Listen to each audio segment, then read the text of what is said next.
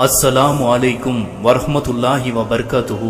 அருமை சகோதர சகோதரிகளே, அல்லாஹ்வின் நல்லடியார்களே, நசாயி என்ற நபிமொழி தொகுப்பினிலே 912வது ஹதீஸாகவும், இப்னு ஹிப்பான் என்ற நபிமொழி தொகுப்பினிலே 778வது ஹதீஸாகவும், முஸ்லிமிலே 806வது ஹதீஸாகவும், இன்னும் ஹாக்கிம், தபரானி போன்ற நபிமொழி தொகுப்பினிலும் பதிவு செய்யப்பட்டிருக்கின்றது.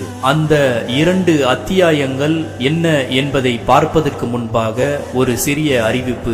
நபி ஸல்லல்லாஹு அலைஹி வஸல்லம் அவர்கள் இடத்தில் வானவர் தலைவர் ஜிப்ரீல் அலைஹி வஸல்லம் அவர்கள் இருந்தபோது அவர்களுக்கு மேலிருந்து கதவு திறக்கும் சப்தம் கேட்டது. இது வானத்தின் வாசல்களில் ஒன்று இன்றைய தினம் திறக்கப்படுகின்றது. இன்றைய தினத்தை தவிர வேறு எந்த தினத்திலும் திறக்கப்பட்டதில்லை என ஜிப்ரீல் அலைஹி வஸல்லம் அவர்கள் கூறினார்கள். அப்போது அங்கிருந்த ஒரு வானவர் இறங்கினார். அவ்வானவர் பூமிக்கு இறங்கி, இன்றைய தினத்தை தவிர வேறு எப்பொழுதும் நான் இங்கு இறங்குவதில்லை என்றார். அப்போது அவர் சலாம் கூறினார். நபியே, 2 நூரை 2 பிரகாசமான விஷயங்களை கொண்டு நற்செய்தி பெற்றுக்கொள்ளும் என்று அந்த வானவர் கூறினார். அவ்விரண்டும் உமக்கு முன் எந்த நபிக்கும் கொடுக்கப்படவில்லை. அவை சூரத்துல் ஃபாத்திஹா, சூரத்துல் பக்ராவின் கடைசி 2 ஆயத்துக்கள்.